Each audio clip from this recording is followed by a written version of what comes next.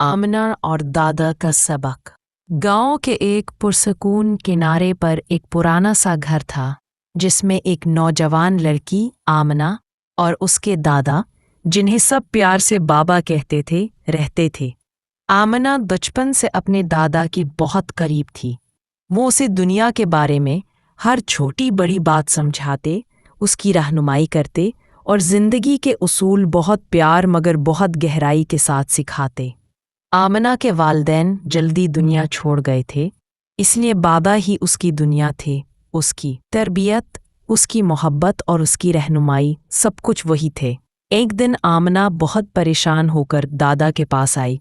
शाम का वक्त था, सूरज आहिस्ता आहिस्ता ढल रहा था और बाबा अपने पुराने तख्त पर बैठे हुक्का पी रहे थे।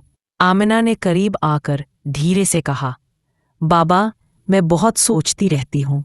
मुझे लगता है मैं जिंदगी में कुछ बड़ा नहीं कर पाऊंगी। आप मुझे क्या सिखा सकते हैं जो वाकई मेरी जिंदगी में काम आए? बाबा ने गहरी सांस ली, मुस्कुराए और कहा, आमना, एक सबक तो सिखाता हूँ, पर इससे पहले तुम्हें खुद कुछ ऐसा करना होगा कि लोगों की तवज्जो तुम पर आए। आमना ने हैरान होकर पूछा, ऐसा क्या करूं बाबा? बाबा ने एक पल सोचा, फिर आंखों में चमक लिए कहा, जाओ, पूरे मोहल्ले में जाकर कहो कि मेरी शुतुरमुर्ग ने 6 सुनहरी अंडे दिए हैं और हम बहुत जल्द करोड़पति बनने वाले हैं। आमना हैरान भी हुई और थोड़ी शर्मिंदा भी। बाबा, ये कैसा मजाक है? लोग हंसेंगे। बाबा ने हल्की सी हंसी के साथ कहा, जाओ बेटी, बस वैसा ही करना जैसे कहा है। आमना बाबा की इज्जत करती थी, इसलिए दिल में हिचकिचाहट के बावजूद वो मोहल्ले की तरफ चल पड़ी। गांव के रास्तों पर गुबार उड़ता हुआ, बच्चे खेलते हुए, बूढ़े दुकानों के सामने बैठे गपशप करते हुए और औरतें घरों के सामने झाड़ू लगाती नजर आ रही थीं।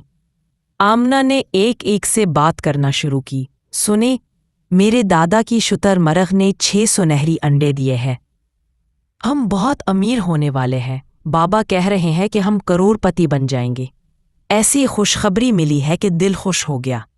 लोग सुन तो लेते थे, मगर किसी ने मुस्कुराकर मुबारकबाद ना दी। कुछ ने हैरत से देखा, कुछ ने बेअतनाई से और कुछ ने दिल ही दिल में सोचा कि लड़की शायद पागल हो गई है। कोई घर न आया, कोई दादा को मुबारकबाद देने न पहुंचा। आमना रात को वापस आई तो उसके चेहरे पर हैरानी और थोड़ी सी उदासी थी। बाबा, किसी ने कुछ नहीं कहा, किसी को परवाह नहीं थी। बाबा ने सिर्फ मुस्कुराकर कहा, अच्छा, कोई नहीं आया, कोई बात नहीं, सुबह देखते हैं। अगली सुबह सूरज अभी पूरी तरह निकला भी नहीं था कि बाबा फिर अपने तख्त पर बैठे हुए थे। आमना ने उनके लिए चाय रखी तो बाबा ने हल्की आवाज में कहा, आमना, अब जाओ और मोहल्ले वालों से कहो कि रात एक चोर आया, उसने शुतुरमुर्ग को मार डाला और वो 6 सुनहरी अंडे चोरी करके ले गया। आमना ने चौंक कर पूछा, बाबा, ये तो बहुत बुरी खबर है, लोग क्या सोचेंगे? बाबा ने आहिस्ता से कहा, बेटी, बस जाओ और कह दो। आमना दोबारा मोहल्ले में गई। इस बार जब उसने बात बताई तो लोग फौरन चौंक गए। क्या सच? चोर आ गया? संभाल कर रखना था इतनी बड़ी चीज। चलो देखते हैं। कुछ ही देर में गांव के 15 से 20 लोग जमा होकर आमना और उसके बाबा के घर पहुंच गए। कुछ के चेहरे पर हैरत, कुछ पर अफसोस और कुछ पर वो छुपी हुई खुशी थी जो लोग दूसरों की परेशानी देखकर महसूस करते हैं। औरतें अफसोस करते हुए सर हिला रही थीं। मर्द चारपाइयां खिसकाकर बैठने लगे। बच्चे तजस्सुस से इर्द-गिर्द भाग रहे थे। मोहल्ला एकदम शोर से भर गया। आमना हैरान रह गई। ये वही लोग थे जो कल उसकी खुशखबरी सुनकर खामोश रहे थे, मगर आज सब दौड़े चले आ रहे थे।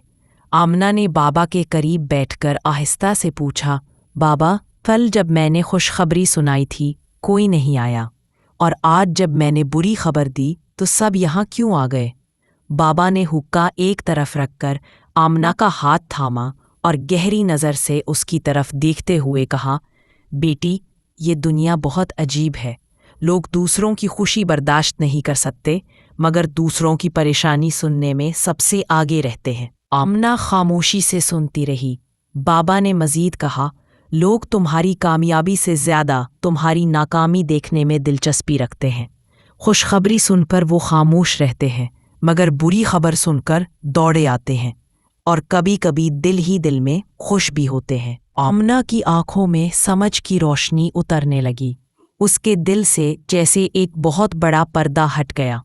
اس دنیا میں جینا ہے تو ایک چیز یاد رکھنا، لوگوں کی باتوں اور ان کی رائے سے کبھی اپنی زندگی مت بدلنا۔ لوگ کل بھی بات کریں گے، آج بھی کریں گے اور کل بھی کریں گے۔ آمنہ اب دادا کے الفاظ پر گہری سوچ میں پڑ گئی تھی۔ وہ گھر واپس آئی، لیکن دل میں ابھی بھی سوالات تھے۔ وہ سوچ رہی تھی، کیا واقعی لوگ اتنے حسد یا تجسس والے ہیں؟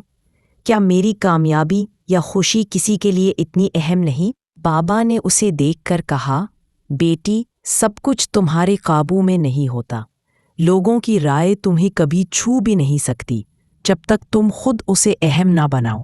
اصل طاقت تمہاری اپنی محنت، عزم اور ایمان میں ہے۔ آمنہ نے سر ہلایا اور بولی، بابا، میں سمجھ گئی ہوں، لیکن یہ سبق مجھے کیسا محسوس ہوا؟ یہ عجیب سا ہے۔ لوگ بری خبر پر اتنا رد عمل دیتے ہیں اور اچھی خبر پر خاموش رہتے ہیں۔ بابا نے آہستہ مسکرا کر کہا، بیٹی، یہی زندگی کا کمال ہے۔